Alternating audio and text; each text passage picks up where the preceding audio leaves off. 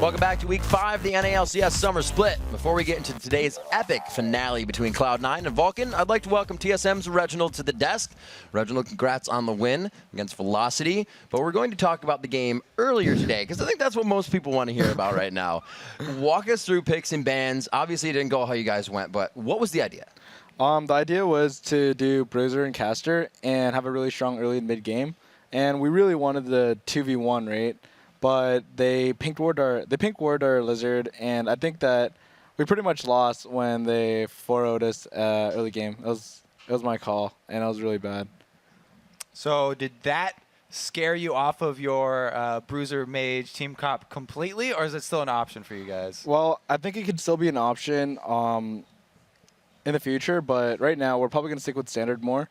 Like when we tried to try something new, it went horribly wrong, and it wasn't really the comp's fault. It was kind of my fault because I walked up top, right, and there was a ward there, so they reacted and they ran back, and I was like, all right, I'm just gonna run back to my lane, and without thinking at all, so I ran past that ward again, and they kind of just converged on me and killed me, and I was like, I don't want to die, I don't want to die, guys, help me, and all three of my teammates came and tried to help me, and they ended up all dying, and after the match, everyone's just like, oh my god.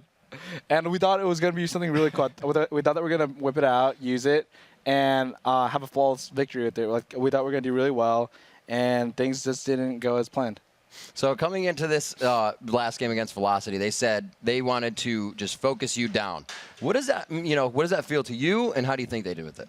Well, I mean, my morale was pretty low after making that really bad call, and I went to the match I wasn't playing like my usual self. I missed a lot of CS. I was pretty nervous. Like, I'm usually not nervous for matches anymore because I've been playing for a very long time.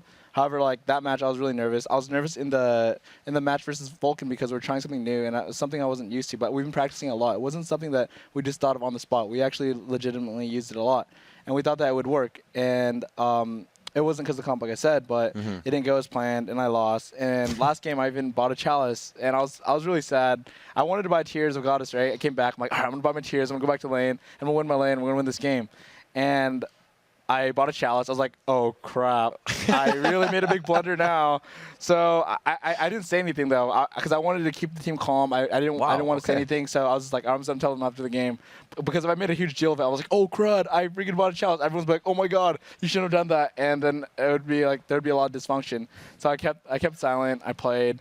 And we managed to win. And it wasn't a really good showing because we've been playing a lot better in scrims. And that match I felt really uncomfortable. So hopefully we'll do a lot better in our next matches. So because you had so much pressure on you and you were so demoralized from the game earlier today, is that why you guys sort of went back to one of your much older team compositions where you picked up the Karthus and the Darius on Renekton and stuff? Well, I was really confused that they actually didn't ban Karthus because Karthus is one of like our highest win rate comps. And once they gave us Karthus, we were just going to pick it and either play top lane or even mid lane. It didn't matter. And we just slowly won the game because our team fight was really strong. Like our mid game and early game wasn't that good. We lost a couple dragon fights, and they even stole dragon. So there's a lot of things we should work on. So I think we're going to stick with Standard first and really get solid at the basics. Because if your basics aren't good, you can't really try something new, you know? You should try to innovate more when your basics are really solid. So what is it about Karthus that brings it to your comp, really? We know you as an aggressive player, but with Karthus usually off in the lanes, you're giving Requiem as the global spell. Is that just how you guys kind of win with that, or is it something that just flows through the match and usually works out? I really don't know. I think that Karthus is a really strong champion, and most mids should pick it up. I just happen to perform really well when I play Karthus. Does a lot change in your guys' practice regiment when you do get sort of demoralized by losses like this? Like after the MLG, when you guys went 0-3 for the first time, has that changed your guys' home life at all? I mean, there are a lot of like every team would say there are a lot of internal issues, right? And I was having me and Alex Special were arguing a lot, and like if you guys like watching, like I'm not gonna bring that up, but like it was pretty bad at first, and then we worked everything out. We talked as a team, and usually when we have an argument on TSM, it'd be like one person versus me, because I'm always arguing with people. And now, like, we sat down as a team and we talked it out with 5 people. We decided to not talk about our games until after we watched the replay, because a lot of the times we would just get really upset at players for messing up before even watching the replay. And most of the times, or sometimes it wouldn't even be their fault. Like the game when Turtle got ultimate Malphite, we were blaming him, but like it wasn't even his fault. Like we all got hit by the Malphite. So like we just changed the way we go about things. We watch the replays more. We watch it as a team, and we make sure to point out mistakes when it actually helps us. Because after you lose a game, you don't want to really, like, you lose a game, you're already down, your morale's already crap, and you talk about your loss, you're like, oh, I just lost, and then your teammates are pointing at your mistakes. It's not good. So we changed that. We're talking about mistakes at home, and we just focus on the next match. So we lose the match, we just focus on the next match, and everything's better. So like everything's a lot more positive with our team. And seeing the times, final question, the turmoil does kind of go get quite high and intense. Yeah. The fans are watching. They get scared about what could happen with the team. What's really going through your guys' mind when you're hashing things out like that? Is it kind of like Yell Fest and then it'll be all right, or can those sometimes get very serious? A lot of times our arguments get really serious, but at the same time, like when we're arguing with each other, like it's usually gone the next day. Like if we get really upset at a player, we just talk it out. We'd rage at each other at first, and afterwards the next day we just talk it out again. Like, yo, we should change this. And it's happened really well. I mean, even though we lost to Vulcan today, like our team atmosphere has gone a lot better. We really try to focus more on the positive side of things. All right, Reggie, thank you very much. The insight into the team, and congratulations on the win. Best of luck in the rest of the split. Thanks. All right, everyone. It's time for our final match of the day. First place Cloud9 versus second place Vulcan. Both of these teams are coming off dominating wins earlier today. Yeah, Vulcan crushed Team Solo mid in just 24 minutes. And Bloodwater on his Sona and Mandatory Cloud on Jace both came up big in that win. So in our second game of the day, Cloud9 used their signature high-pressure system to blow down objectives and take out Counter Logic Gaming. Balls rumbled all over the map and picked up 8 kills with only 1 death, while the king of the KDA, Meteos, didn't let CLG's Zachman bother him. His Nasus refused to die, and Meteos proved again why he's also the king of the jungle, as he increased his league-leading KDA to 12.62. That's a pretty stacked KDA, if you ask me. So far this summer, these two league-leading teams have split the head-to-head games with 1 win apiece. So back in week 2, Cloud9 came on strong and took down the first tower before 4 minutes and the first inner turret before 9. Vulcan stayed close by winning most of the team fights and getting a miracle Baron seal by Bloodwater's level 1 Howling Gale on Janna. But in the end, Cloud9's pressure was too much, and they rolled to victory. But, guys, 2 weeks ago in Anaheim, Vulcan was able to slow Cloud9's roll and their second loss, hand them their second loss of the season, if you will. Instead of being pushed around by Cloud9 early, like the first game, Vulcan pushed back this time. And just like in their first game, Vulcan won the majority of the team fights. While everyone on Vulcan came away with pretty good individual stats, Meteos was the only member on Cloud9 to have more kills than deaths. Today, we'll have to see if Vulcan can control the game again, or if Cloud9 can get their Hyper-X aggression game rolling early. And for Zuna and Vulcan, they believe that if they want to take a second game in a row from the NA LCS's top team, they need to focus on one player, the king of the KDA, Cloud9's Meteos. On Cloud9, I'd say Meteos is by far the best jungler, and I felt like he's the whole reason why they're ever inside games. And now it's time to check out the starting lineups on the blue side. It's Cloud9. Balls in the top lane, Meteos in the jungle, High and mid, Sneaky at AD carry, and Lemon Nation on support. And in the red corner, it's Vulcan. Psycho Sid is up top. Smithy's in mid. Smithy's in the jungle, actually. They switch over to mid once in a while, but Mandatory Cloud is in the mid. Zuna's on AD, and Bloodwater teaching them how to play that Xerath. Yeah, it's the Xerath. They did that one time where they sneakily snuck Smithy over to the mid. Sneakily snuck. Sneakily stuck. With Sneaky in the bottom. Sneaky is on the other team this time, though, so that'll be tough. Had to alliterate into it. So we're going to see what happens coming into this matchup. Velocity playing quite strong within their past few games, but Vulcan, when they got this win, was able to do it in the early game pressure. If you remember, I believe it was the Vulcan Kog'Maw and Ezreal coming for Sneaky into the tri-bush. Sneaky walked right into that tri-bush and met a face full of hurt and was forced to flash right away. And they didn't let them out of that chokehold the rest of the game. Yeah, Vulcan didn't get a kill off of that. Right. But they got pressured. such a huge experience advantage very early, and they didn't let Cloud9 get back in the game, which is very well. They came back a little bit later, Right. but it was something that we have not seen in a very long time. A team just completely bully Cloud9 for the first 20 minutes. Yeah, it was pretty crazy, but it also gets me thinking, right? Cloud9 has the game when it's always in their favor, and we see teams that can. Vulcan actually is the team that grabs a 2K gold lead and holds that lead forever, but that 2K gold allows them to catapult into the win of the game. Yeah, they definitely love whenever the game goes the distance and they can get into that late game where Zuna can shine on his Kog'Maw or his Tristana. Absolutely. Or more lately, even the Caitlyn. So it'll be interesting to see my point I was saying there as I went off on a tangent about Vulcan, that Cloud9 can handle the early game pressure. They're usually the ones dishing it out, but can the medicine be taken back in the same way? Rumble being out here, so Balls will not be playing that in the top lane, but the Ken and Elise as well for Psycho Sid, Smithy, these guys are all getting the picks that they want banned out right now. Yeah, and Cloud9 in their interviews have said repeatedly, Vulcan is the team that give them the most trouble in Champion Select because Vulcan players have really deep champion pools as well, and they play a lot of the same champions. So these bans are so interesting that they've actually let both Nunu and Zach through.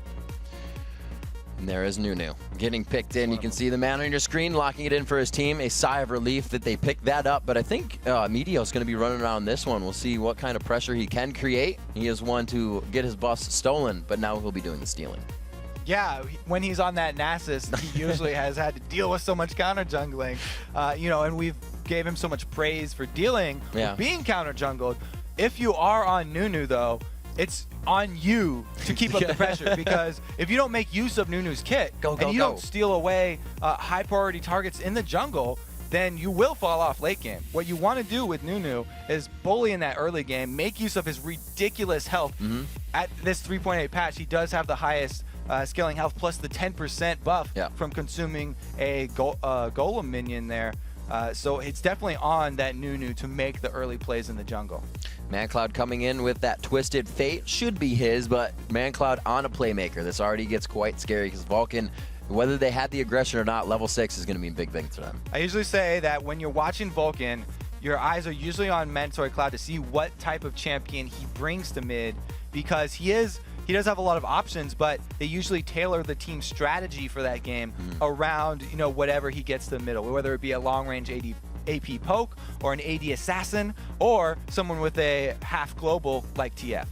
You know, ManCloud reminds me of what we used to say about, or still could say about Wicked in the top lane, is that if he's ever behind, he always bounces back. ManCloud has had games where he's 0-4 in the bottom lane at level 3-1, and he's still getting pushed, comes back to win that game in the spring split. So not somebody to toy with, but also that means it's hard to focus that guy out. We see the next band's coming in. High grabs up his Zed, hasn't played that in a few games recently, and we see Shen and Tristana coming in for Zuna. He hasn't gotten that in quite a while. So the Zed looking to assassinate middle and just 100% to zero that TF before he gets his Zanya's. Plus, he's looking to be that very dangerous duelist split pusher. TF, though, he has actually a very good counter to Zed in that Zanya, so he can actually negate basically half of the damage.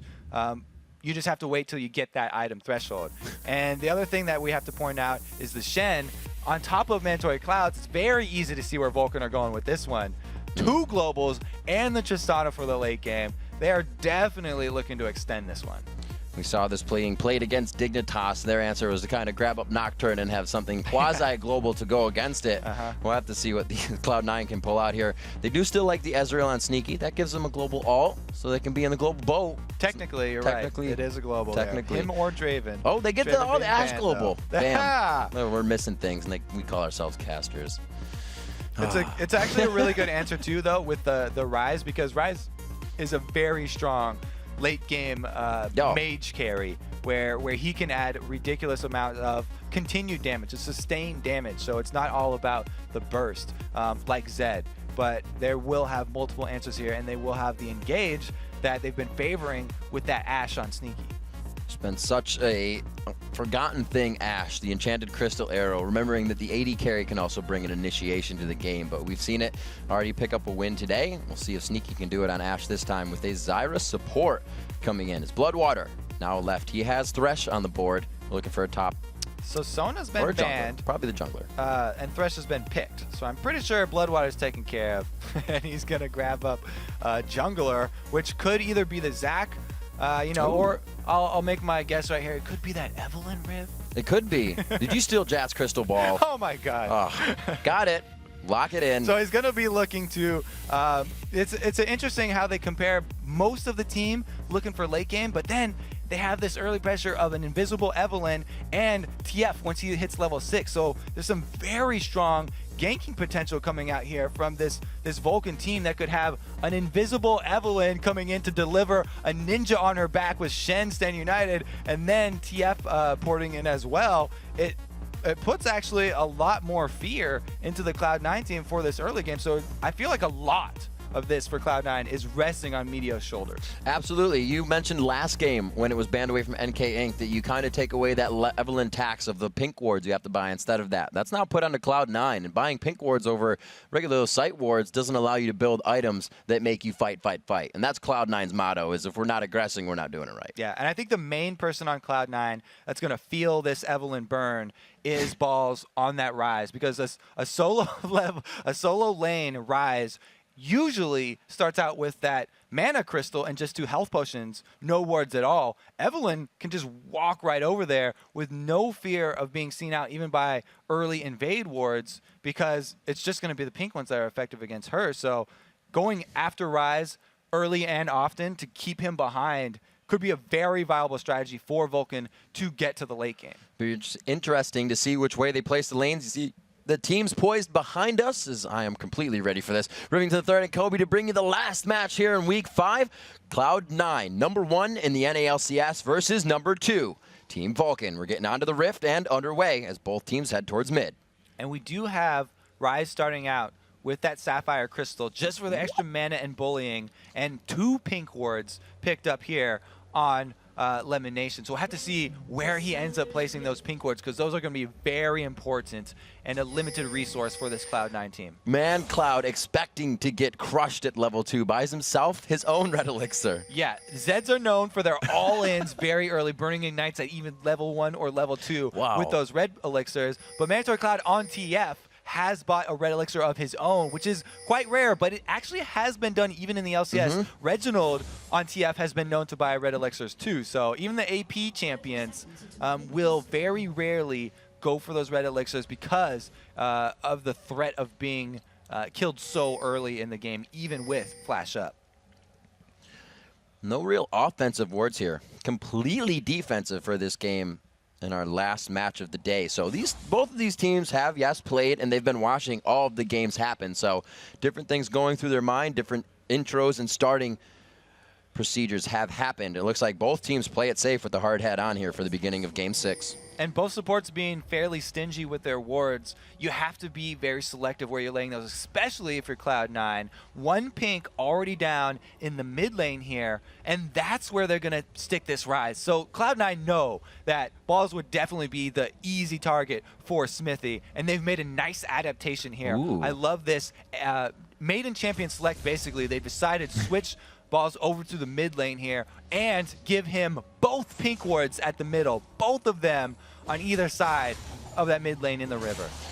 Really a great choice here, and we actually see Zuna going quite hard here with Bloodwater. Smithy going and grabbing his red. He may come to offer a little support or soak up the top lane experience, and then they're going to meet for a 3v1 possibly. So Smithy actually is not even going to go up to that top lane to soak up this free experience? Okay, there we go. He changed it, turns it back around. He says, Zuna and Bloodwater, you've got that blue buff. There's free experience up here. So I want to nab this. He gets all the way into the bush, and so whoever's in the top lane here, which is now high, instead of that Rise, is really under trouble. Level 1. This is not going to be good. He flashes. They get the red buff on after the flash. They got the hook. First blood's going to be coming in here. He is going down, and it goes over to Smithy. That is the second time today that we've seen in the top lane a gank, the solo laner dodging back when there's a thresh hook, but the thresh hook still landing because the particle is so big, and they throw it a little bit behind your solo laner, and they expect the dodge. A forced movement. Great job there by Bloodwater, landing that death sentence. And you have to give props too to Smithy sneaking into that bush. He got the red buff slow onto high, which made it even easier for Bloodwater to land that death sentence. Great job here by Vulcan again in the early game, making Cloud9 pay. And the bottom lane aggression coming in here. 3v1 now to Psycho Sid. Lemonation takes another shot. He's going to be all right. Sneaky gets the kill. It goes on to Meteos. Great turret tanking coming in. They're still pressuring high. Level 1 under his turret to the actual level 6 coming in. 3 level 2s. And it looks like we might even have another dive now. He's at half life and they're going down. He has the shadow. There's the dodge. He gets back. The rocket jump. It goes to Zuna. The blue buff transfer. Not going anywhere. Oh, goes to Zuna. He's staying alive with the shield. A great tower aggro mid achievement here. And the bottom turret does go down first for Cloud9, but there's no one else to answer up in this top side, so they're going to get that too. Meanwhile, the dragon control, which we usually don't see this early in the game, is made available by this new pick who has a level 2 consume. He's got plenty of true damage to take this one out early. They rock the dragon down, but Vulcan delivering the absolute perfect amount of medicine back at Cloud9 in the form of aggression. Cloud9 says we have to react, we have to adapt. They bring it, and it's still 300 gold in favor of Cloud9 after all of that because of their dragon move. Yes. If you're checking at home, these are the top 2 teams in the league right now, and you can see why. Both teams executing game plans very, very well. The Evelyn playing to her strengths, going in invisible to come out with the first blood gank top. Meanwhile, Nunu with his dragon control, ganking bottom and immediately taking that objective. Great job by both teams here. Action-packed game, only 4.5 minutes in. One turret on each side evens out what map pressure has been lost and gained on both sides here. 2-1, Xmithy showing himself mid.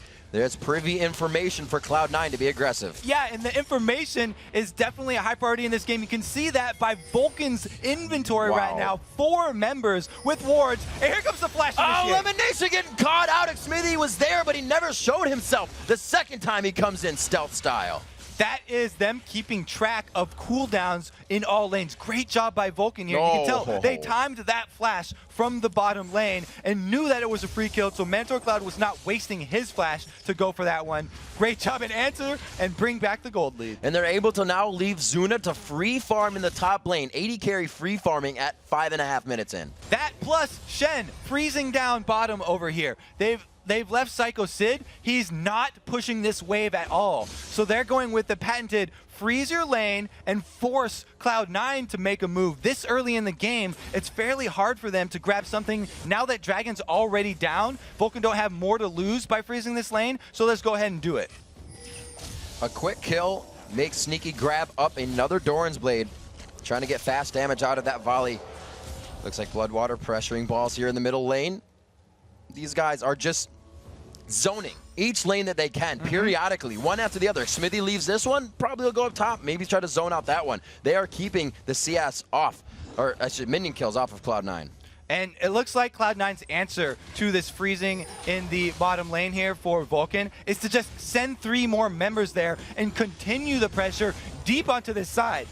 The reason this is made possible is because they've warded up the blue side jungle here. But it opens up again. High over here. He just uses Shadow. Tries to get on. It looks like he will be able to get out of this one. He still has 75% HP. It's ticking on him with that grievous wound. It looks like it's Smithy. No red buff, but these guys are going to waltz it down. Long walks by the Baron Pit is something we love. Balls is going to join in here. A 2v2. Zuna has his jump, but he is just patiently walking alongside, trying to get into range. High is on the side. Mandatory Cloud. He's got a red guard. It slows him. They put the ignite down. The jump comes in. There's the passive assist. Will he rocket jump again? He does not decide to go in, but they still pick up the coast-to-coast 2 kills.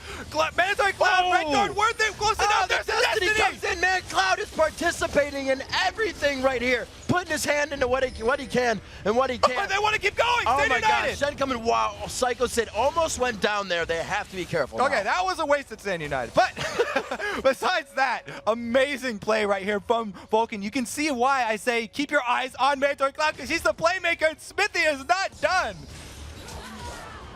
There's another kill for Smithy rewarded, and he hits level 6 with Agony's Embrace on Sneaky, slowing him down for another death sentence. Moving in, it's a double kill. Wow, really? These guys are everywhere they need to be at the right time, and Xmithy is making it happen. We can see why NK had an Evelyn banned out last game. Great job by Vulcan. It looks like their early game pressure back in Dallas was not, or back in Anaheim was not a fluke. They came out ready to play again, and they are definitely pushing back on this Cloud9 team, even with the Meteos on Nunu. A lot of money for Sneaky here, trying to be put into quick damage. Goes for that pickaxe after the 2 Dorans. The Blade of the Rune King already coming out on Zuna, which is going to mean better objective control as well. And it's almost 9 minutes for Trist. She should not be ramping up at this point. Yeah, you can tell he's got that gold lead because he keeps on getting the free farm top. This is part of Vulcan's secondary plan here. They've got so much pressure from the Evelyn and Twisted Fate, like we pointed out earlier in Champ Select, that it frees up that Tristana to be ignored in the top lane and accrue all of this free farm. And something we've also heard, you know, even Doublelift mentioned, Triss should leave that lane almost 30 CS behind, and that's all right. He's up ahead of the game right now, so he's going to be able to make moves. And we've seen Zuna rocket jumping into these fights. They're not afraid to continue the aggression. If it looks like it may not be happening, they're going to keep going. And that's one of the reasons why Zuna almost always favors this build of the early Blade of the Rune King, because getting Cutlass is another slow for him, and he likes to jump in on his targets and use that aggressively for extra activation burst damage. So let's take a little bit of stock of who else has what items. We have the Doran Shield start we've been seeing more recently by these top laners, or solo laners if you will. Shen coming out 0, 1, and 2, the Giant's Belt to start the split push when he can get that Sunfire Cape. Like you said, that stack of balls has been in mid. It's still coming up. The tier going into, again, the Catalyst, but we saw this from Kassadin last time. That means the late game stack up. Exactly. He is going to be weak early because he's building just mana, isn't even getting boots right now, but he will be the late game salvation here for Cloud9. If he does ramp up when he gets his Rod of Ages completed and his Seraph's Embrace, that's a ton of damage. Another thing that we will have to look for here is if he goes with the recent trend in Korea, where before he even finishes his Seraph Embrace, he'll go with that Spirit Visage, which adds cooldown reduction, which is very important for Ryze. Going down towards the Dragon, the first one going over very quick, the Cloud9 that we saw. Looks like they will be getting just Vision here. We'll see what kind of pressure Xmithy can draw from this Pink Ward, and then they'll decide what to do.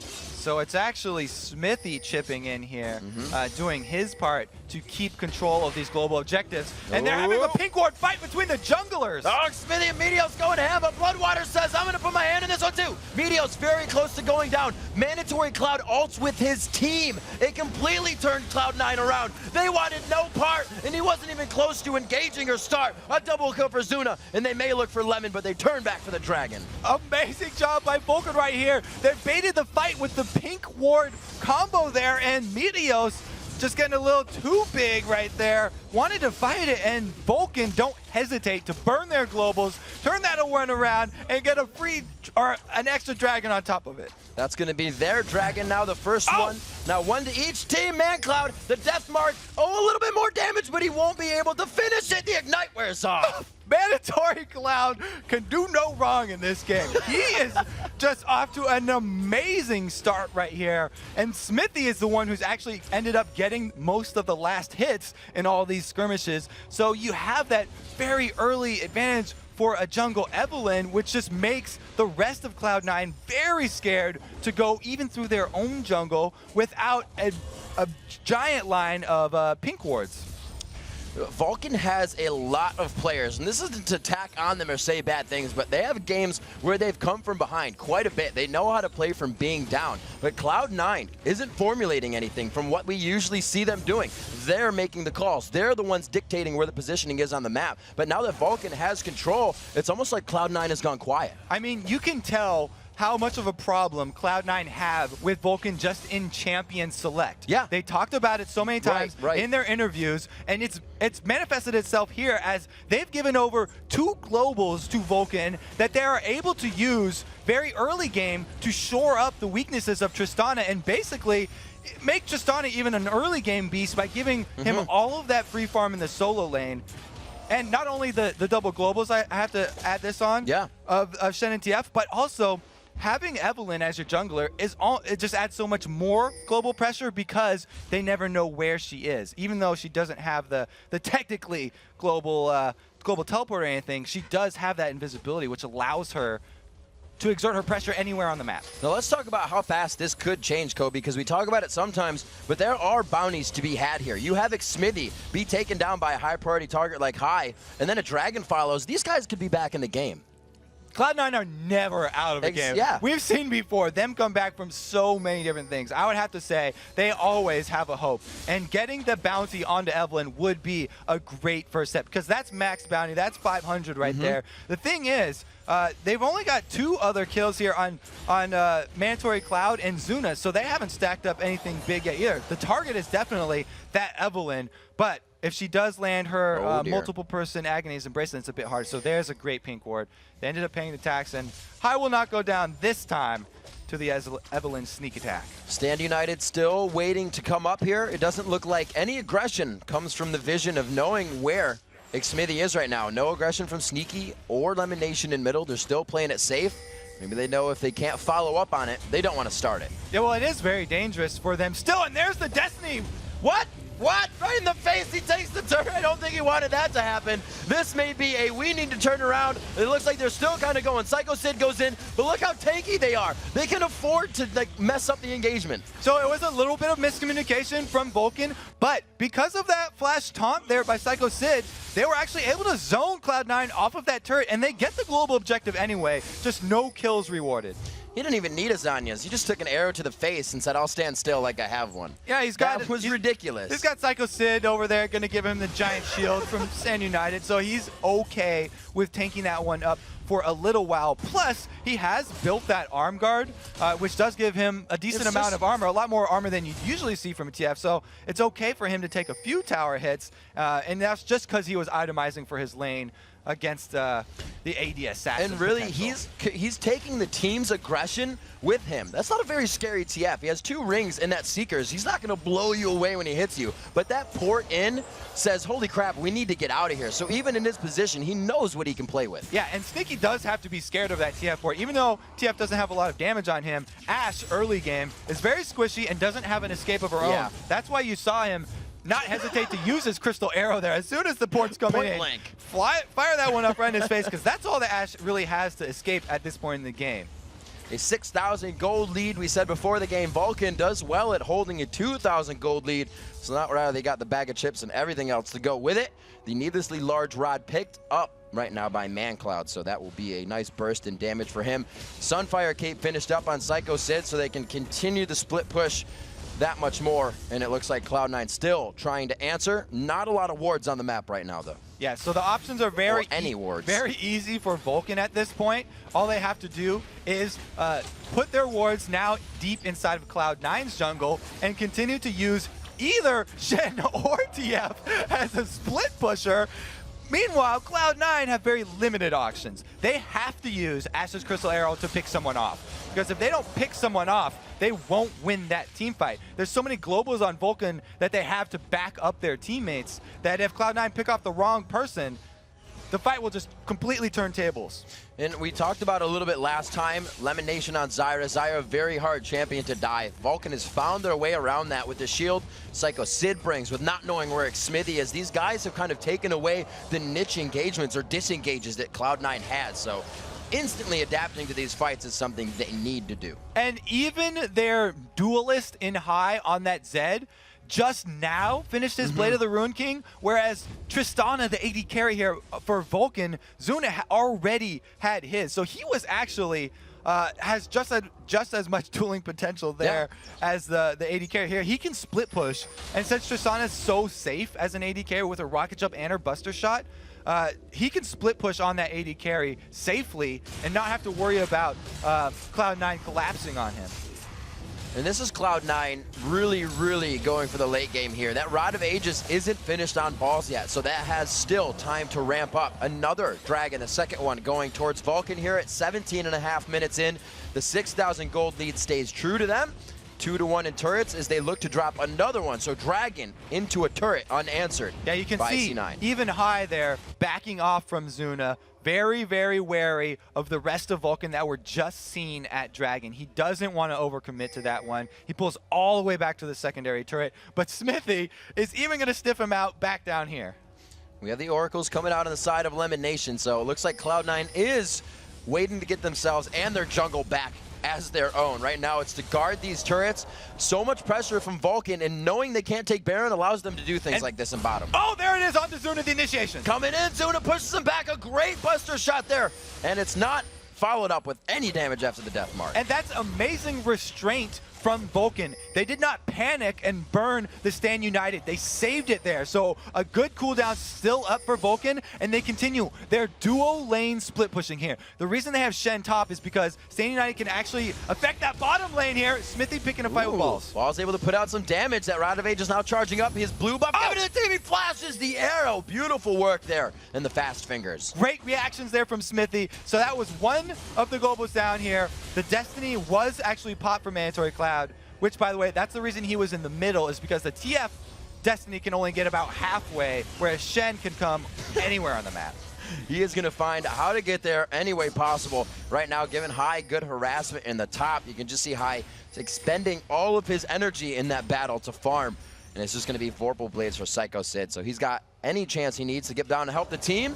Smithy there being pushed out by Meteos. I thought he was going in, but here's a restraint on Vulcan, knowing that they can just continue this poke. Zuna getting very, very confident right now. So we've seen this actually be a problem for Vulcan. Sometimes Zuna gets a little too overconfident when they are winning this far, and he makes some positional mistakes, which are pretty easy to do when you are Tristana and you're ahead. You feel like you want to jump in and get all those kills. He still should remain calm and just ride this lead out, because Vulcan still can easily give this game right back to Cloud9. And Vulcan's communication is the same as Cloud9's right now, or Zuna would not have 3,000 gold in his pocket. Usually you go back when you have 1,500, so you can continue to scale with the game, or near 2,000. To have that much gold means the communication is, hang on, let's slow things down. Exactly, and that's why he was so confident. They've been able to feed Zuna free lane farm since about 3-4 minutes into this game.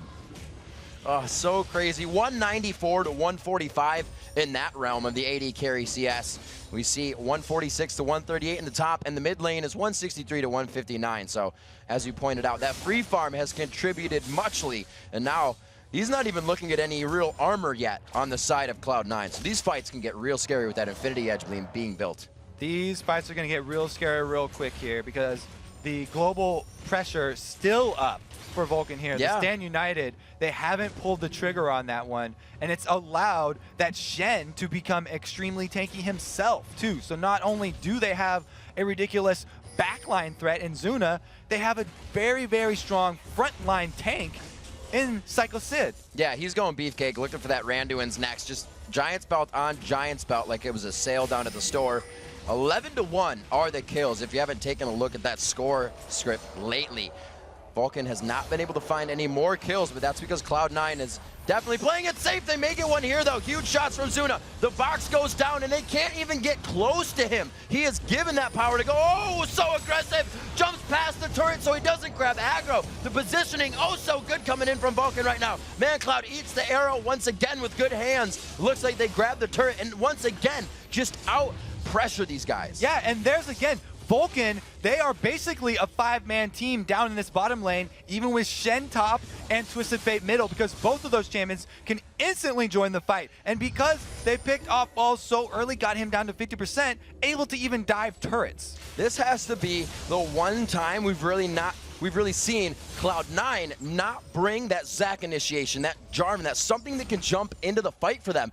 They are waiting for something to happen every time, and it's not their forte. I feel like it's Cloud9 who were baited. They bought into the hype of Nunu here. And Cloud9 almost thought a little bit too much about it. Everyone in North America has been talking about Nunu being this guaranteed first pick. Yeah.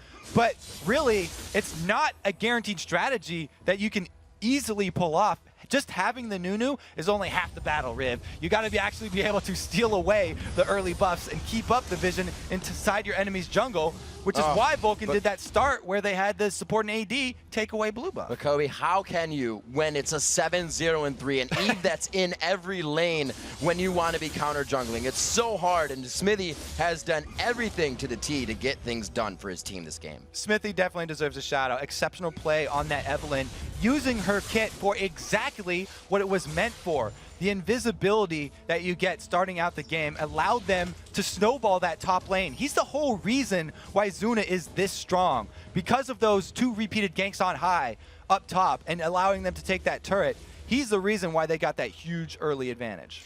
We'll see what else Cloud9 can put in their hands here to stop that Smithy. Stop that Evelyn. They're still working with just the Sightstone. Buying up the pink wards has, like we said, cost a lot of money in that mini game of playing Find the Evelyn. Make sure she's not 7-0-3. And because Cloud9 almost outthought themselves where they put both of their pink wards in the level 1 around that Rise in the middle to protect Rise, they actually left High up in the top lane blind. And that's exactly the weak point that Vulcan went after. Zuna and Vulcan controlling the objectives thoroughly right now with a near 10,000 gold lead as it ticks up slowly, still CSing in each lane. The top outer turret from Cloud9 here to be dropped. They're trying to fund themselves with a little bit of that global gold, get a little bit more vision on the map. It looks like Cloud going in here, gets a few good attacks onto it, but like we said, he doesn't have that burst damage yet, so it's to create the utility of the fight. The box goes down. Again, Vulcan trying to micro that damage to the turret in and out. Zuna has not been focused, but he still has the turret on him. They continue to go on to the fight, and he finds himself another kill coming out, a triple overall for the top turret in favor of Cloud9. And that was because both solos of Cloud9 were up top trying to take out Psycho Sid. Smithy now is going to get found out here. How'd he go seek your hit? He didn't say Ali Oxenfree. He would have been perfectly fine. Okay. He would have been fine. Sometimes you forget when you grow old. Yeah, that's like when you walk into the kitchen and the little 5-year-old is just hiding behind the refrigerator door there. I see you, buddy. Your shoes are sticking out.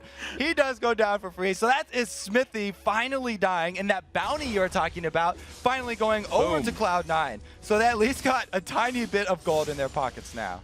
The Blade, the Rune King, we saw finished on Zed earlier. He gets that last Whisper on. Finally, he does have quite a bit of armor to deal with on the other side. ManCloud, again, throwing himself into the fire to begin that fight and really waiting on that Zhonya's, just baiting people out, saying, hit me, then finally hitting it. The Lich Bane is there, allowing them, we've seen it, increase that speed on objective taking, and the turrets, which are in their favor, 4-2. Yeah, he's got the items to back up his play now, and it was just such a fortuitous destiny that he pulled off in that last dive, because not only did it allow him to go in directly on Sneaky, but it revealed the solo laners of Cloud9, like I said, High and Balls, were up all the way in that top lane trying to pull off their gank on Psycho Sid. Very hard to pull off those sneaky bush ganks when the other team has TF, which will reveal your entire team. So you got about 375 gold spent in wards. Just the pink ones coming out.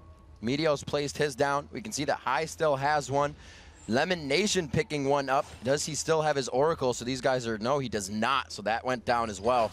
They're trying to stay safe. And really a 7, like we said, 7-1-4, coming in super strong. He is initiating the fights. Vulcan is coming out big, but Cloud9 doing what they need to. They've stretched this one out, and they're starting to be able to fight back. So at this point, Vulcan really need to turn the screws and keep on the pressure here with the objectives. They actually have a new option open to them at this stage in the game, since they have accrued enough items to take down Baron very quickly. They can use Psycho Sid and Mandatory Cloud to keep up pressure in the lanes and sneak Baron with their AD carry that has Last Whisper, Blade of the Ruin King, and Infinity Edge. That Zuna can easily burn down Baron if they decide to switch gears and go for that purple buff instead. It's something that Marn started doing when Tristana, you know, Heartbeat started bringing it back with Blade of the Rune King. Build it for objectives. Shred down Baron, shred down Dragon. So like you said, that option is super open. And Vulcan, we know the aggression of him. He has that red buff, playing a little bit aggressive, dodging out the grasping root, getting himself some CS on the Thorns. Looks like they will start to pressure this turret. They're just not even scared right now. They're taking turret shots in front of Cloud9. Well, you can see, this is one of the reasons why everyone talks about Tristana's late game hyper carry potential, is her ability to siege turrets. Her range at level 16 already up to 685 right now, and it will break 700 even by the time he gets to that level 18. So he can get those free shots off on the turret that we're seeing right now. Plus, with the Lantern of Thresh, he even has extra escape. Just find his way out. Psycho Sid being a bully in the bottom lane, rocking out with this Sunfire Cape, trying to push that. The Baron is up, and this is that pressure on the bottom lane they can have now with that global stand united. They can have the bottom lane pressure as well as go to Baron whenever they want. And not only does he have Stand United available, but he's so fed, Psycho Sid. Oh, there's the Crystal Arrow initiate. He jumps it away. He gets a pretty good shield coming out. Deathmark going right down on him. High takes a few shots, and he gets almost obliterated on that. Going down, Zuna is godlike coming into this. Where are you going, man? Cloudy just puts it on for vision. He is a little too close and takes a turret shot to boot. They are still going to be right on the Stranglethorn. It's going to be Psycho sit up. He is the tankiest one, and he's not taking much damage from Rise. Actually a good trade there. 1-for-1 is something Cloud9 will take every day, but the turret will not be long for this world. Taken down there by Zuna. You can see him a quick twist to the neck as he shakes that one off, prepares his team for the next fight. 16-4, 28 minutes into this matchup. The 10,000 gold lead you think would allow Zuna and team to kind of start the train up a little bit harder and run it right into the front door, but it's been Cloud9 able to find a way to stall that train out. So that was exactly what Cloud9 would prefer to have start out the team fights, is a crystal arrow onto Zuna, followed up by assassination attempts from High. But with the stand united there, Zuna was able to stay alive, and they weren't able to finish off the rest of that team fight. So basically it was High diving into Vulcan and Smithy diving into Cloud9 to keep them back, and both of those heroes losing their lives. And here, Kobe, as we reach 30 minutes, we take stock again of the items. The Bulwark coming out instead of the fast Randuin, so they give the AoE magic resistance to the team. And that Spirit Visage, yes, finished off onto Rise finally. Yeah, so we did have balls go for that popular Korean build where they'll get that Spirit Visage before finishing the Seraphs because of the cooldown reduction and also because of the increased healing from when he pops his ultimate. 20% is actually a huge amount because of the massive spell vamp that Rise does get when he pops his ulti. Fourth Dragon going over to Vulcan of the game, and you can see it increasing in that gold lead at the top of the screen. Next to the kills, an arrow. Dodged out there, but he jumps into the rest of the team. They take out the assassination and the engagement that Vulcan's been bringing to the fight. That was because we had Stand United still down, so there was not an extra answer here from Vulcan, and Cloud9 doing exactly what they... Oh, here comes Balls, he's not done! Desperate power, he throws it on. It's going to be mandatory Cloud and the Zanyas. Oh, in absolute zero, they're forced to flash out of it. Stranglethorn popping up the entire team of Vulcan. The focus on Zuna. Can he keep himself out? The damage is gone for the AD carry, and it's going to be Sneaky coming from the back line. High to finish off the kill, and he picks it up with the blades. Zuna now in the front, a little too sure of himself. The shutdown bounty going to Meteos. And this is why you never count Cloud9 out, because they can turn team fights being more than 10k gold down.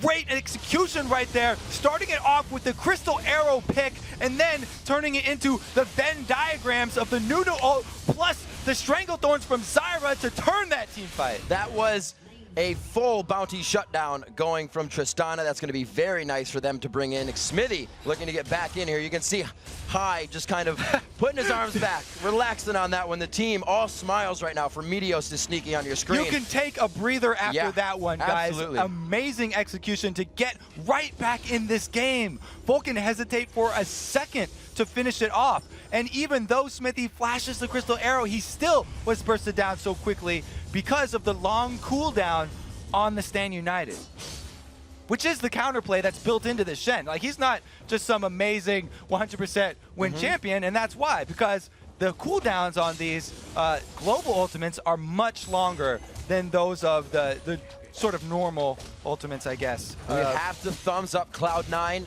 completely buying wards the whole time. Everybody's chipping in, and it finally paid off. They had to blow a few flashes, but they took down Smithy, and it looked like a better fight for them overall as they just walked through that one. It wasn't Vulcan being able to have any peel or any answer back, so it's Vulcan to not make that mistake again. That's why everyone's always talking up wards as the strongest item in the game. Because even at points like this, when you're down over 10k gold, Cloud9 showing solo cures everywhere that you can still have hope and you can come back from these. What you need to look for are the pick-off opportunities. Probably going to have a change in thought, a change in mindset, that is, for Smithy. He may be by the team a little bit more, only coming around the backside when he knows it's going to be safe. No more single roam for him. The wards are out for him. He has a pink ward, so it looks like he will still be trying to get himself into some tricky positions and get ready for these fights. Yeah, I mean, and that's exactly why we aren't seeing Cloud9 go aggressive after their, oh, we had a great win on our team fight and we got Baron. they're very much aware that they're still behind in this game. Yes. Just because we are congratulating them on a very well executed mini comeback there, they've got a lot bigger of a hill to climb to get on top of this game. They're definitely still on the back foot, and even with that Baron buff, they're a little bit scared to engage on Vulcan. Well, they're definitely doing the right things, Kobe. That used to be an 11-1 score. Yeah, Vulcan picked up a few more, but picking up 6 more for themselves has been very good, and definitely the gold they need coming into high, coming on to sneaky as well. Elimination, like we said, able to get that Ruby Sightstone out in this wards that they've needed so much for that power, so much for that vision. And all the wards, by the way, this ward battle that's going on is all in Cloud9's jungle. Like, we don't even have Vulcan's jungle as an option here. Nobody's even thinking about placing stuff down on that side of the map because that is a long ways away for either of them right now. The ball has been on this side. Exactly. And we can see Cloud9 immediately pulled back from that mid turret. Even that outer turret, they have no option to push that one down because of Shen's constant split pushing bottom. And also to see what kind of strength the mid turret holds. It hasn't been much pressure from Cloud9, but there's been a lot of focus on Vulcan to keep that up. They know that spreads to the buffs, right? Nobody's going to go outside to go all the way in. It's really helping them keep a defensive wall across the whole river. That is basically their base of operations where most of their plays are coming from. Mid-turret. Exactly, because they want that Twisted Fate, that Mandatory Cloud in the middle so that he can have the option of either helping Shen top or joining the rest of the team bottom. And so that point of control of the map is just so crucial that they've put everything to keep that one turret standing. Also, that double global doesn't allow hardly any split push to come from Cloud9. Right now, Cloud9 making that forward part of, or rather Vulcan making that forward part of Cloud9 jungle theirs. Exactly. Cloud9 are not the ones to make the first move anymore. They have to wait for the opportunity to land another crystal arrow from Ashe onto a high priority target that is either Smithy or Zuna and burst that champion down before they can be the ones going on the offensive. Once it gets to this 5 to these 6 items, it kind of erases what's happened in the game. Besides you have it in turrets and inhibitors down, these fights go to positioning, they go to mechanics, and really that final focus. The items are just the perk of the fight. Exactly. The items are just the power in the punch that you are packing. It's all about that positioning, and especially for Vulcan here, you have to keep your eyes on Smithy because he's the one that's trying to be coming in from the sides here. Evelyn players are always trying to flank the enemy team to come in on the squishier targets from the back, because if you land your Agnes Embrace on more people, then you're rewarded with a bigger shield. So you want to try and get to the back line and hit as many people from the side as you can, which makes you more tanky, which allows you to go in. So the timer now for Vulcan, as they get themselves back and tanked up just a little bit more, going to be 38-10 coming out on that Baron. They are going to get themselves back and set for that. Wouldn't be surprised if we see Psycho Sid go back towards that bottom lane for a global pressure stand united towards that Baron. The Baron coming up in 1 minute and 20 seconds will certainly be a highly contested objective of the game. Both teams know it. They're getting wards out. Vulcan, while it's a bit safer to siege up, if they can draw Cloud9 out to the center of the map, and not even, if they don't even get Baron, it doesn't matter. As long as they can draw Cloud9 out and land some kills, then they can take those death timers at this point in the game are long enough for Vulcan to easily break through an inhibitor turret. There's the Destiny to figure out where everyone is. Bloodwater trying to zone out here. Good shots from Meteos. The arrows used on a Bloodwater. That's a lot of focus onto the support. Stranglethorn does not stop Zuna. He is left on the outside to be open. They try to get the box in. A great flash in from Bloodwater really shuts down the team. Balls and team trying to get back in, but he falls down high to take down Smithy. He gets himself a killing spree. The outside of this fight is chaotic. Everybody is trying to find the right positioning. And Cloud9 actually come out ahead on that one. They got 2 kills. It's going to be up to Meteos and Heidi heal quickly, but they answer. Over the shoulder, and Zuna finishes off another kill. He is taking turret shots right now. He needs to get himself to safety. Zuna's still firing away at the turret, but he stayed too long. Oh, they hits him. The arrow followed him through the air. High to now have red buff. Bloodwater's going to get knocked up on this one, and he's going to get taken down. The double kill going to Sneaky. The 80 carries getting fed. So let's go all the way back to the beginning of that fight that was initiated there Mandatory Cloud did actually a really nice job teleporting in and immediately Zhonya's-ing so that 3 members of Cloud9 grouped up around his Zhonya's position and allowed Smithy to land a 3-member Agony's Embrace, but it wasn't enough, and because of the positioning there of Zuna, they were able to come out with a head and a second Baron going down to Cloud9.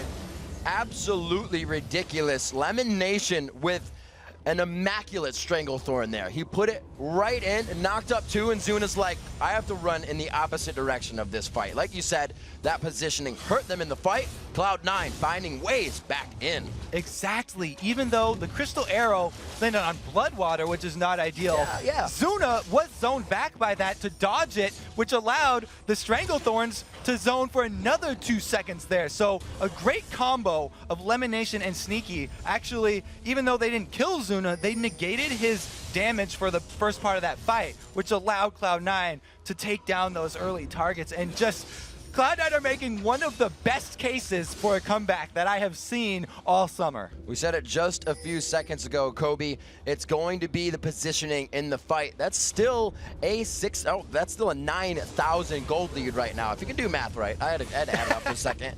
But with a 9,000 gold lead, that's a few core items for multiple people. That means you are up in damage, in scaling.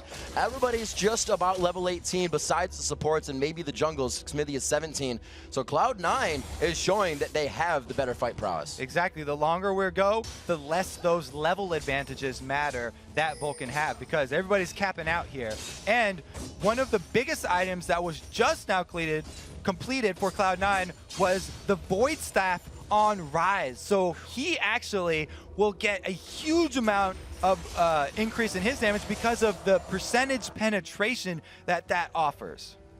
And you can see where Cloud9 puts themselves right now, where they're thinking, we have Baron, we're going to use this to completely defend. They know they don't need to pressure themselves in anything silly. Yeah, I said it last time, which was the 30-minute Baron or so still that they got. They didn't use it to go offensively, and still, 10 minutes later, the second Baron even that they've gotten, they still do not want to overextend, because Vulcan can do exactly what they did all early game, which was use the Stand United and Destiny to pick off the members of Cloud9 and make them pay for splitting and poor positioning. Zuna definitely showing that he has the items in his favor with the Phantom Dancer and the Quicksilver Sash already created with the Distortion Boots to keep that barrier and flash coming up quite quick. It looks like it will be a Quicksilver Sash for Sneaky, but he's a little ways off of that. See if it affects the fight greatly in this next engage if they go for it. So Baron is going to drop in another minute and a half here. Until that time, Cloud9 are pretty much safe to defend their inhibitor turrets. They don't have to worry about the siege here from Vulcan because of the regeneration and the extra stats that buff offers. Whole lot of items coming out for both teams. Looking at each inventory right now, that Hex Drinker on top of Randuin's as well. High starting to build a little selfish mitigation for the damage that he's finding as well, and that's what you're going to be able to do once you start hitting these 6 items. You see everybody start to build for themselves a bit. And the reason we've had this adaptation from High has a lot to do with Zuna's defensive item that he's gone with, which is the Quicksilver Sash. So he can Quicksilver Sash off that death mark, which is basically half of the burst damage that High would be putting out. So High's opting a little bit more survivability there to stay in longer and be able to make use of his other damaging abilities and not just be a one-hit wonder relying all on the death mark. And we have to consider in the last 3 or 4 minutes, since this Baron's been taken, so it hasn't been that long because then that Baron would be wearing off, that these guys haven't even really seen each other. There are a crap load of wards in the jungle right now. There's probably like $1,000 worth of wards by both teams in that jungle. Nothing on Vulcan's side. Like we've said, the game hasn't happened over there this time, but they are just waiting this out. Like I said, they haven't seen each other for the last 5 minutes. And they haven't seen Dragon either. Neither team feels like that global gold over there is even worth their time walking over to, because even though Vulcan have complete control of the map, they've had to keep pressure up on all 3 lanes to keep vision of Cloud9, and they haven't had the opening to go for that Dragon here. Very interesting turn of events with the Tristana shoving that top lane. Cloud9 know that most of the damage here for Vulcan's not available. Oh, the flash on the man cloud. They have a fully 5-on-1. He gets out. No way. Vulcan gets the turret. He gets the Thresh Express. He bought his monthly card. Bloodwater's there for the save. They go turret for turret, and it's a teleport for a push in the bottom lane. Great job by Mandatory Cloud, baiting that one in, wasting their time, and allowing the opening for the inhibitor turret from Zuna. That was the ridiculous positioning by the Thresh Lantern. Considering the entire team of Cloud9 was hatching the Lantern, I don't know how Mandatory Cloud found it. It's pretty hard to click on one of those, and if you body block it very hard, Mandatory Cloud still has his flash up because of that dark passage.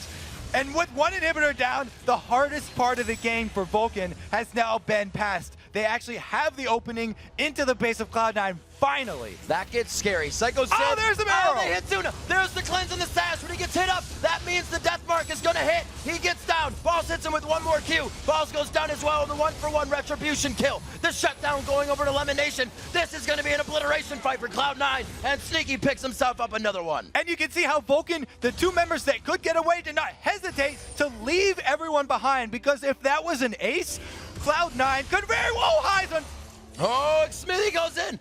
He goes the death mark, not death mark rather, but the E from high going off, saving him quite easily. Looks like they won't have minions for this turret, just a few, but they're going to try to tank this one out. Smithy just pulled so much pressure off of the base of Vulcan right now by stopping High's back.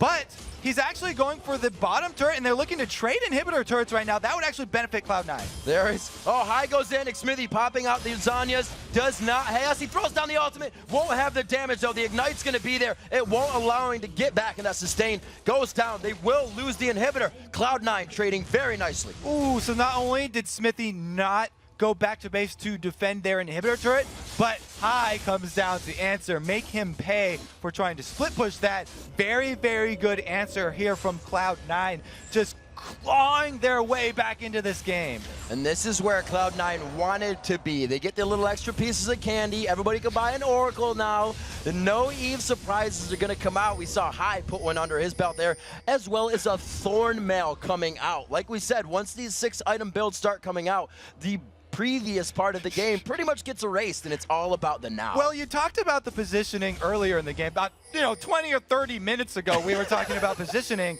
and I was talking about Zuna having a tendency to get a little overconfident and be on the front lines. And we saw them pay for it right there too, where the arrows are landing on Zuna, forcing him to use his Quicksilver very fast. This Baron timer for Cloud9 gonna pay off once again. Another Baron going down for them. Coming in on that one, finally bringing the gold within 3,000, a reasonable amount, but they don't care. They've been fighting with 10,000 down, and it's been going well for them. With 3,000 down, this is starting to go sour for Vulcan, and they know they're starting to lose ground in these fights. They definitely were not ready for that Baron Snake, and they finally actually turned their attention over to the Dragon to try and answer. 6-1. But now the Destiny comes out, and they could actually go for a pick.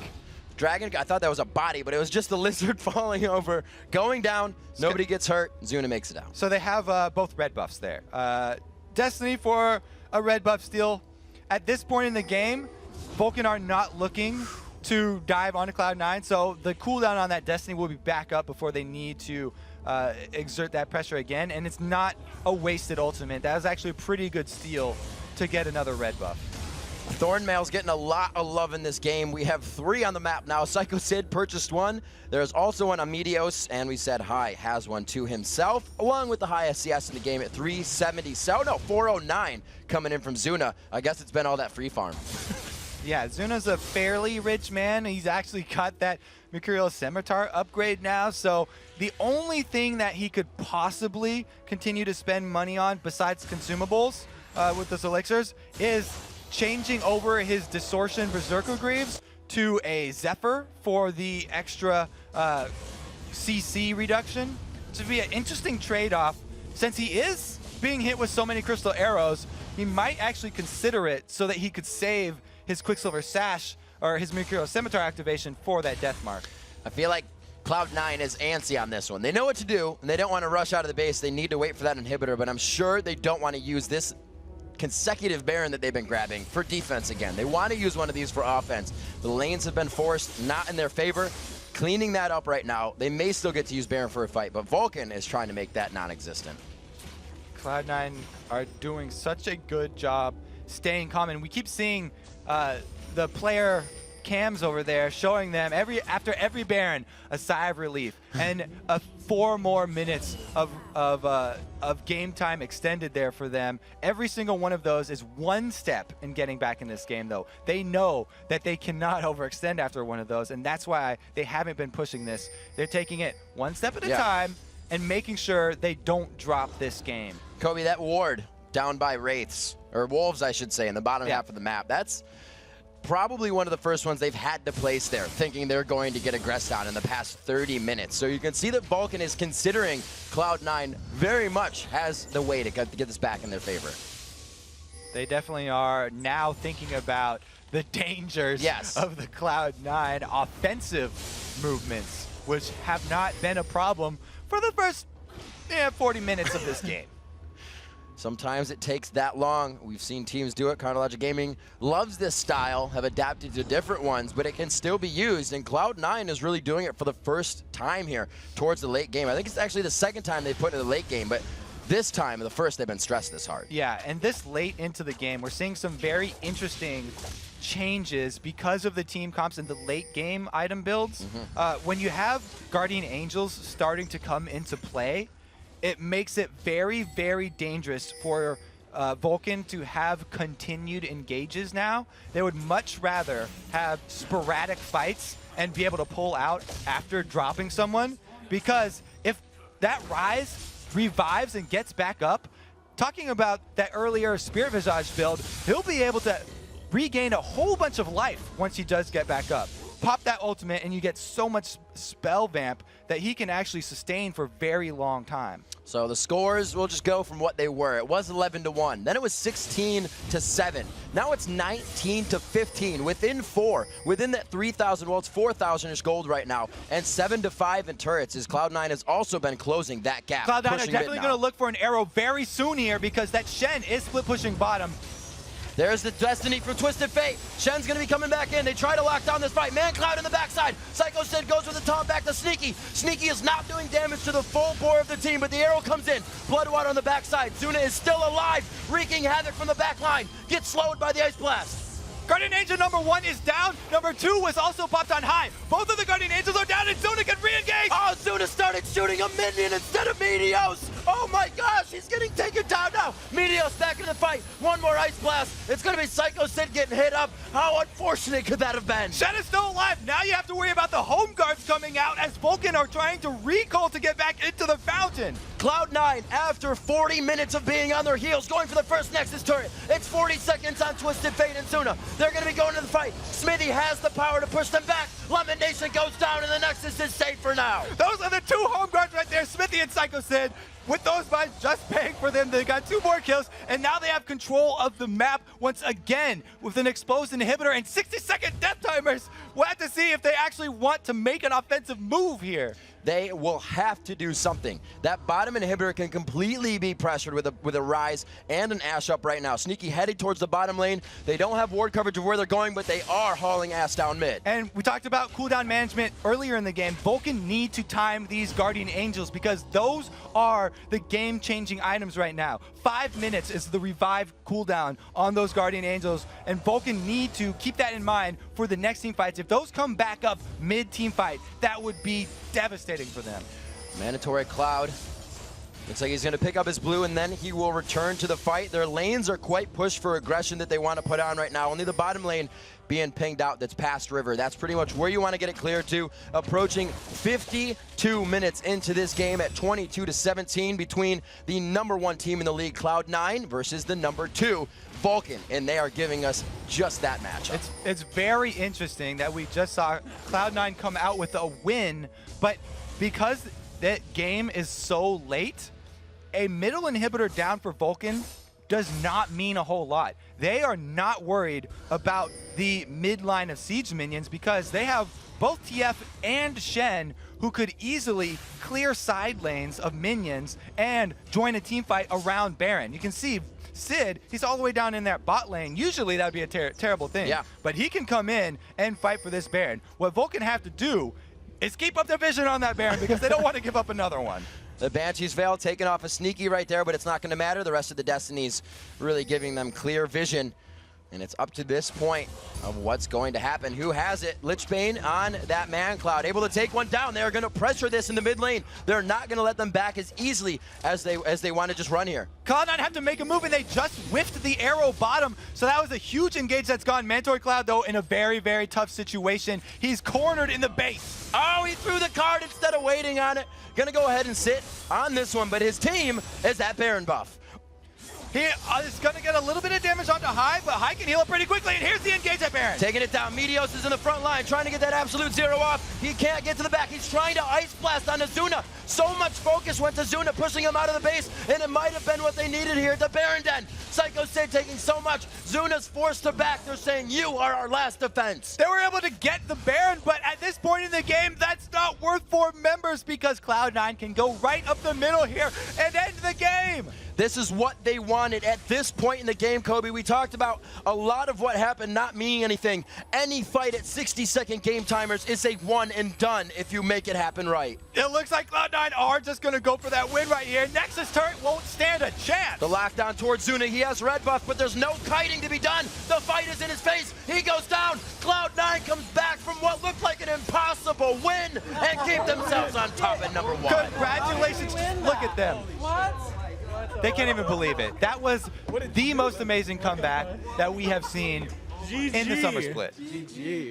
Unsure how they stopped it. It was multiple Barons to go. He does it. I cannot wait for this interview. You can see Vulcan. When we do get to interview them, we're going to have to figure out what was going through their minds. They had a 10,000 gold lead. How can you not close with a 10,000 gold lead? And that's not to say the Vulcan did anything wrong. We have to say Cloud9 also played exceptional. A 10,000 gold lead team with a Fed Tristana, a Twisted Fate, and a Shen on it. It's not like they had options. They didn't have options available to them. It was just, you can see Smithy at the end there raising his eyebrows and rubbing his back because he's been in that chair for a long time, trying to figure out what went wrong there. That VOD is going to be looked over from beginning to end by both teams. And we're going to look at that last Baron fight right now, actually, so we can figure out how it went down. All right, so this was what was going on at Baron as Meteos did, he wasn't able to steal the Baron there with the Nunu, but it doesn't matter because they're going to come out with all the kills here. TF was already down because he had teleported and tried to backdoor. High already answered with that kill, and so they easily clean this one up.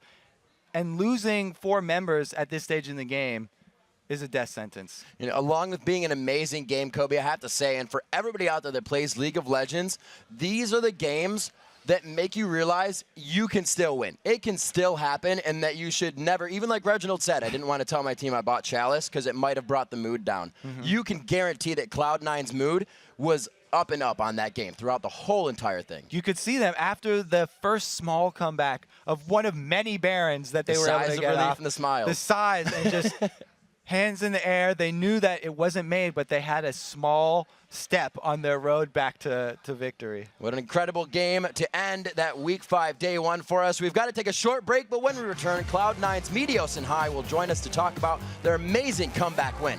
Then we'll break down the best of the plays of the day and check out the standings after today's 6 incredible matches. The NA LCS Summer Split will return right after this.